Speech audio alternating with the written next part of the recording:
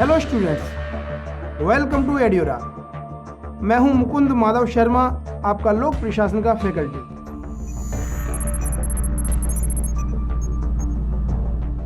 संविधानवाद आखिरकार क्या होता है, यह जानना जरूरी है। संविधानवाद मूल रूप से संवैधानिक आदर्शों, उद्देश्यों और मूल्यों को सर्वोच्चता प्रदान करना है। राज्य व्यवस्था, शासन, इसका संचालन संविधान के आदर्शों के अनुसार होना चाहिए, संविधान के प्रावधानों के अनुसार होना चाहिए, ऐसी अपेक्षा की जाती है। विधि के शासन, अधिकारों इत्यादि को काफ़ी महत्वपूर्ण स्थान दिया जाता है। कहने का आशय यही है कि संविधानवाद के अंतर्गत सरकार एक तरह से मार्गदर्शित होती है। किन आदर्शों से? संवैधानिक आदर्शों से। सरकार उसे मार्गदर्शन मिलता है हमारे अधिकारों के माध्यम से। सरकार पर कुछ सीमाएं होती हैं। कहने का आशय यही है कि संविधानवाद एक ऐसा सिद्धांत होता है जिसमें सीमित सरकार की बात की जाती है। सरकार की शक्तियों पर सीमाएं लगाई जाती हैं, चेक एंड बैलेंस से कार्य किया जाता है, नियंत्रण और संतुलन से कार्य किया जाता है। अर्थात सरकार मनमानेपन से कार्य न करे, बल्कि संवैधानिक आदर्शों, उद्देश्यों और मूल्यों से प्रेरित हो, संवैधानिक प्रावधानों के अनुसार कार्य करे, यह अपेक्षा की जाती है। यदि सरकार अपने मनमानेपन से कार्य करेगी तो इससे लोकतंत्र खतरे में पड़ सकता है। और हम देखते हैं कि लोकतंत्र हमारे संविधान में एक तरह से मूल आदर्श है, हमारी सामाजिक परंपराओं में मूल आदर्श है, उससे हम नहीं हट सकते हैं। इसलिए सरकार की शक्तियों पर सीमाएं लगाई जाती हैं।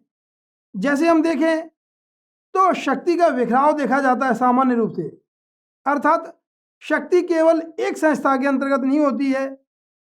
शक्ति का विभाजन कहें या पृथक्करण कहें, यह देखा जाता है। विधायिका कानून बनाती है, कार्यपालिका उसे लागू करती है और न्यायपालिका उस कानून की व्याख्या कर सकती है।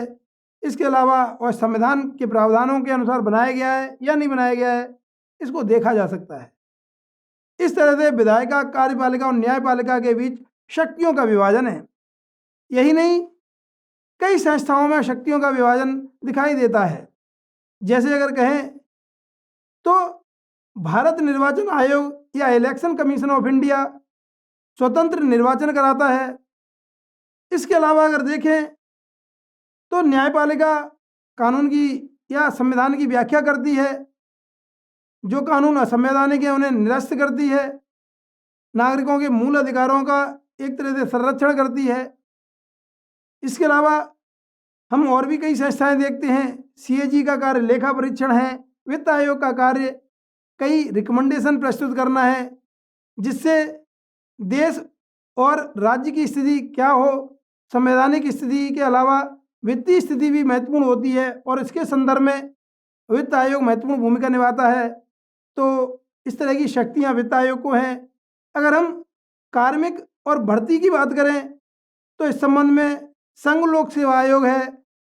इस तरह से कई संस्थाएं हमें दिखाई देती हैं जहां पर शक्तियों का विभाजन किया गया है, शक्तियों का वितरण किया गया है। अर्थात किसी एक संस्था को शक्तियां न देकर कई संस्था को शक्तियां दी गई हैं। आखिरकार यह क्या दिखाता है? यह एक रूप में शक्तियों पर नियंत्रण लगाया गया है। सरकार में ही सारी शक्तियां एक किसी शाखा में नहीं दी गई हैं, बल्कि शक्तियों पर नियंत्रण और संतुलन लगाया गया है। इस तरह से शक्तियों की सीमितता यह महत्वपूर्ण रूप से एक मूल्य होता है, महत्वपूर्ण रूप से आदर्श होता है, जिसके माध्यम से संविधानवाद निर्धारित होता है। संविधानवाद की आधारशिला है शक्तियों पर सीमाएं, नियंत्रण और संतुलन। अर्थात सरकार सीमित रूप में कार्य करे, नियंत्रण और संतुलन के साथ कार्य करे, संवैधानिक आदर्शों, उद्देश्यों और मूल्यों के अनुसार कार्य करे, यह अपेक्षा की जाती है। हम देखते हैं कि सरकार निर्देशित होती है विधि के शासन से, विधि के समक्ष समता, विधियों का समान संरक्षण, डॉक्ट्रिन ऑफ बेसिक स्ट्रक्चर। अर्थात कहने का आशय यही है कि सरकार निर्देशित होती है संवैधानिक आदर्शों से, मूल्यों से, इसके अलावा विधि के शासन से, कानून के समक्ष समता, कानून के समान संरक्षण इत्यादि से प्रेरित होती है। यही नहीं, व्यक्ति के जीवन की गरिमा सुनिश्चित हो, व्यक्ति को पर्याप्त रूप से स्वतंत्रता मिले, व्यक्ति को धार्मिक आज़ादी हो, शोषण न हो, इसके अलावा व्यक्ति के सभी अधिकारों को सुनिश्चित किया जाए। ऐसी कई प्रावधानों से सरकार प्रेरित होती है, सरकार पर कई सीमाएं लगाई जाती हैं।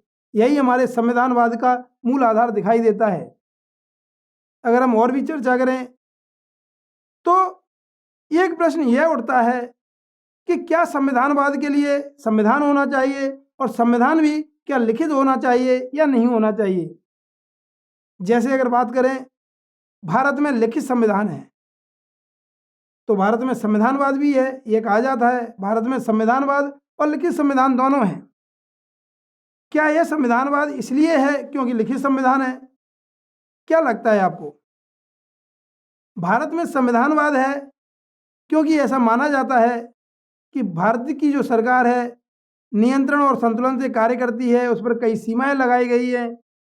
भारत की सरकार जन आकांक्षाओं के अनुसार कार्य करती है, वह मनमाने तरीके से कार्य नहीं करती है, इसलिए भारत में संविधानवाद है। अर्थात संविधान की मूल भावनाओं के अनुसार सरकार कार्य कर रही है या नहीं कर रही है, यह संविधानवाद के माध्यम से निर्धारित होता है। भारत में संविधानवाद है क्योंकि भारत की सरकार नागरिकों के मूल अधिकारों के लिए कार्य कर रही है, नागरिकों को कई कल्याणकारी सेवाएं प्रदान करती है, नागरिकों के अधिकारों को मजबूत करती है, नागरिक सशक्तिकरण के लिए कार्य करती है। भारत सरकार कई कल्याणकारी कार्यक्रम बनाती है जिसके माध्यम से नागरिक और ज़्यादा मजबूत होते हैं, अपने अधिकारों का प्रयोग करने के लिए एक तरह से सशक्त होते हैं। इस रूप में संविधानवाद है। लिखित संविधान है, ठीक है, लेकिन लिखित संविधान के अलावा ये सारे महत्वपूर्ण तत्व हैं, इसलिए भारत में संविधानवाद है। ब्रिटेन में क्या संविधानवाद है या नहीं है? हम देखते हैं कि यूनाइटेड किंगडम, न्यूजीलैंड और इजराइल इत्यादि देशों में अलिखित संविधान है या उतने लिखित और कोडिफाइड संविधान नहीं है। तो क्या इन देशों में संविधानवाद है या नहीं है? अगर हम जो हमारा मानक है शक्तियों पर सीमाएं और इसके अलावा सरकार जनता की आकांक्षाओं के अनुसार उसके अनुसार कार्य कर रही है या नहीं कर रही है, सरकार निर्वाचित हो रही है या नहीं हो रही है, इसका आधार रखें तो ब्रिटेन में या फिर अन्य किसी देश में यदि लिखित संविधान नहीं है तब भी वहाँ पर संविधानवाद हो सकता है। ब्रिटेन में अलिखित संविधान है, कोडिफाइड संविधान नहीं है, कोडिफाइड कॉन्स्टिट्यूशन नहीं है, फिर भी वहाँ पर संविधानवाद है क्योंकि वहाँ कानून के शासन की बात की जाती है, विधि के शासन की बात की जाती है, मानव अधिकारों की बात की जाती है, जनता के अधिकारों और उनको मजबूत करने की बात की जाती है, सीमित सरकार की बात की जाती है। इस रूप में हम देख सकते हैं कि ब्रिटेन में भी संविधानवाद है। ब्रिटेन में भी हम देखते हैं कि सरकार का इलेक्शन होता है, जनता चुनती है सरकार को, सरकार में कई बार परिवर्तन होता है चुनाव के माध्यम से। इस रूप में ब्रिटेन में भी संविधानवाद है। अब मैं आपसे पूछूं, क्या उत्तर कोरिया में संविधानवाद है? क्या सीरिया में संविधानवाद है? क्या लगता है आपको? वहाँ पर संविधान हो सकता है या संविधान बेशक ना हो, लेकिन क्या आपको लगता है संविधानवाद है? संविधानवाद वहाँ पर नहीं है क्योंकि शक्तियों को सीमित नहीं रखा गया है। किम जोंग उन उत्तर कोरिया का शासक है और वह मनमानेपन तरीके से एक तरह से शक्तियों का उपभोग करते हैं। वहाँ पर जनता के प्रति कोई जिम्मेदारी नहीं है, जनता की किम जोंग उनके प्रति जिम्मेदारी है, नहीं तो कठोर दंड दिए जा सकते हैं। तो ऐसे में जन आकांक्षाओं के अनुरूप कार्य नहीं किया जा रहा है, शक्तियों पर सीमाएं नहीं है, इसलिए वहाँ पर संविधानवाद नहीं है। कई तानाशाहीपूर्ण देश हैं जहाँ पर संविधानवाद नहीं दिखाई देता है, जहाँ पर जनता के अधिकारों का ओपनली उल्लंघन दिखाई देता है। इस रूप में हम कह सकते हैं संविधान के लिए शक्तियों पर सीमाएं जरूरी हैं, शक्तियों पर नियंत्रण जरूरी है और जनता के अनुरूप, जनता की इच्छाओं के अनुरूप कार्य किया जाना है। इस तरह से संविधानवाद की हमने एक सार और एक तरह से आधार को देखा है। इस तरह से आशा करता हूँ कि इतना आपको समझ में आ गया होगा। चलिए अब हम देख लेते हैं संविधानवाद के और भी पक्षों को। हमने अभी संविधानवाद के सार को देखा, संविधानवाद क्या होता है, क्या लिखित संविधान हो तभी संविधानवाद होगा या अलिखित संविधान या संविधान न हो तो भी वहाँ पर संविधानवाद हो सकता है या नहीं हो सकता है। इस तरह से हमने इसको समझा। अब हम संविधानवाद के और भी अन्य पक्षों को देखेंगे, इसकी मूल विशेषताओं को देख लेते हैं। संविधान सर्वोच्च कानूनी दस्तावेज के रूप में देश की शासनिक प्रशासनिक व्यवस्था के लिए कानूनी परिवेश देता है, यह एक मूल विशेषता है।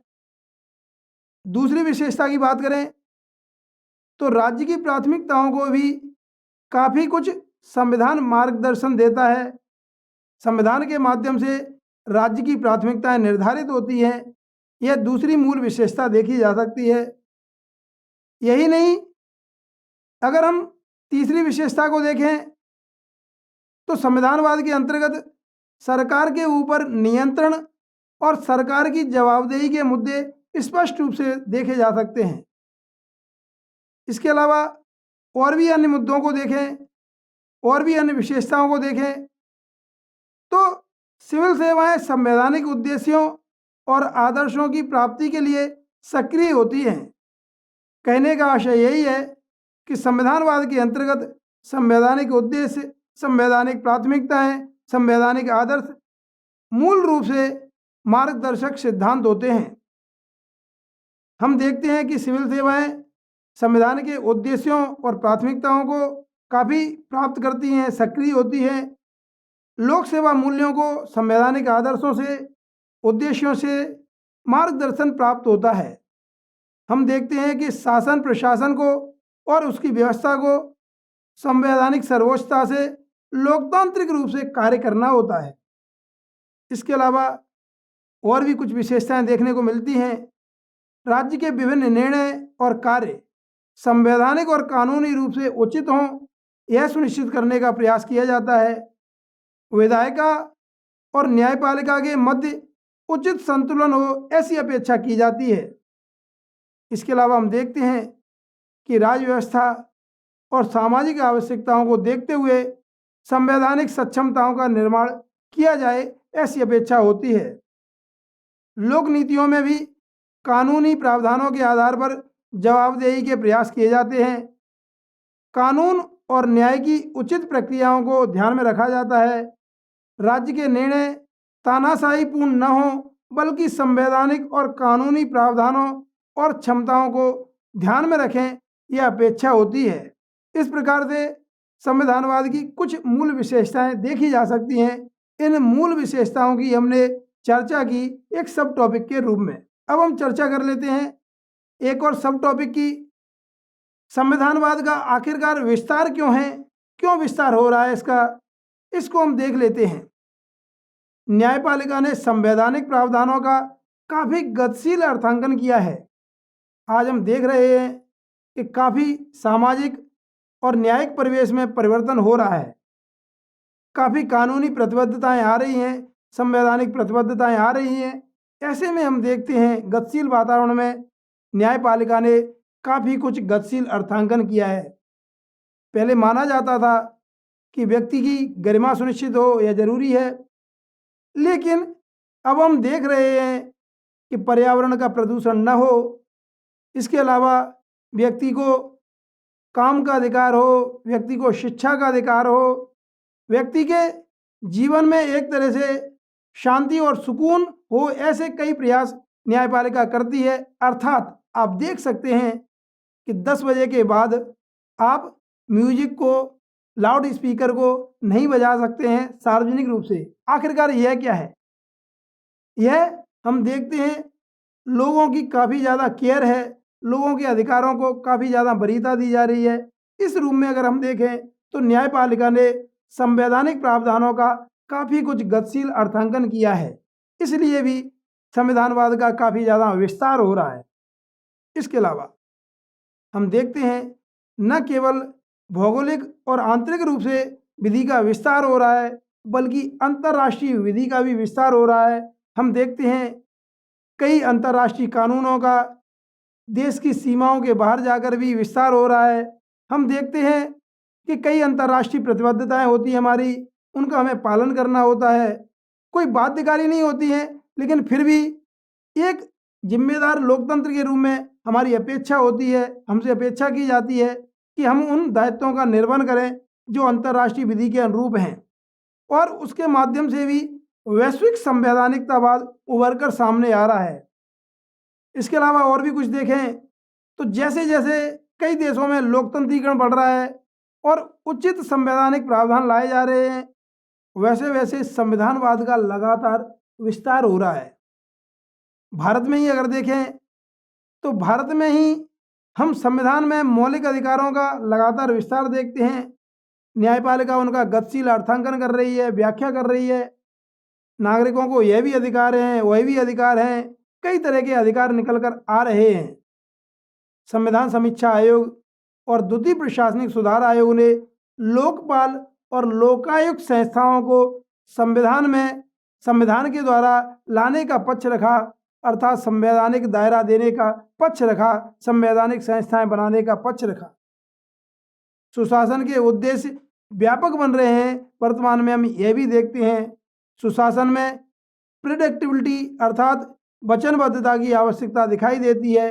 इसके लिए उपयुक्त संवैधानिक और कानूनी परिवेश तैयार करना जरूरी होता है, तभी तो हम प्रेडिक्ट कर सकते हैं कि आखिरकार आगे का भविष्य कैसा होगा। भ्रष्टाचार पर नियंत्रण रखने और शक्ति संतुलन की स्थिति को बेहतर बनाने के संदर्भ में भी संविधान और कानून के प्रावधानों को मजबूत किया जा रहा है। वर्तमान परिवेश में कई देशों में संविधान के द्वारा ही सूचना के अधिकार के प्रावधान बनाए गए हैं। जैसे हम देखते हैं दक्षिण अफ्रीका के संविधान में आर्टिकल 32 में, पुर्तगाल में आर्टिकल 268 में, हंगरी में आर्टिकल 61 में, कोलंबिया में हम देखते हैं आर्टिकल 15 में या 15 में, ऑस्ट्रिया में संविधान में आर्टिकल 20 में ऐसे प्रावधान दिए गए हैं। अर्थात कहने का आशय यही है कि सूचना के अधिकार को एक तरह से संवैधानिक दायरा दिया गया है। हम देखते हैं भारत में न्यायपालिका ने राइट टू इन्फॉर्मेशन, भाषण और अभिव्यक्ति के अधिकार में इसको शामिल किया है। जो राइट टू इन्फॉर्मेशन है उसे भाषण और अभिव्यक्ति के अधिकार में एक रूप में शामिल किया है। 1988 में यूएसए में ब्लैक्सबर्ग मैनिफेस्टो या ब्लैक्सबर्ग घोषणा पत्र में सिविल सेवाओं में संवैधानिक सक्रियता पर बल दिया गया था। वर्तमान में देखते हैं कि लोकतांत्रिक लोक प्रशासन नव स्थापना आंदोलन में सशक्त संवैधानिक और कानूनी आधारों पर लगातार बल दिया जा रहा है। ऐसे में संविधानवाद की स्पष्ट रूप से एक विस्तृत होती हुई बात आती है। सतत विकास की प्रक्रिया में पर्यावरणीय अधिकारों और पर्यावरण के संवैधानिक और कानूनी प्रावधानों के मुद्दे लगातार उभर रहे हैं, लगातार बढ़ रहे हैं।